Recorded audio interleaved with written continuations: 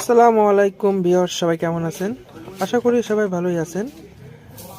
এটা হচ্ছে ডিজিটাল স্কেলের একটি ডিসপ্লে। এটা হচ্ছে কমন ডিসপ্লে, যেটা বাজারে অ্যাভেলেবেল পাওয়া যায়।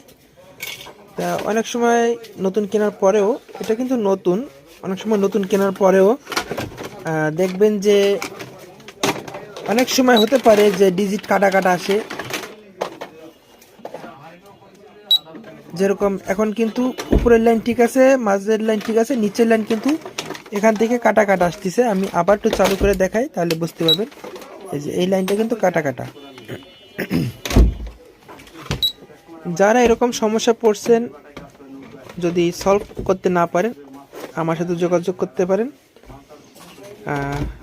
আমি চেষ্টা করব আপনাদেরকে সমাধান দেওয়ার জন্য।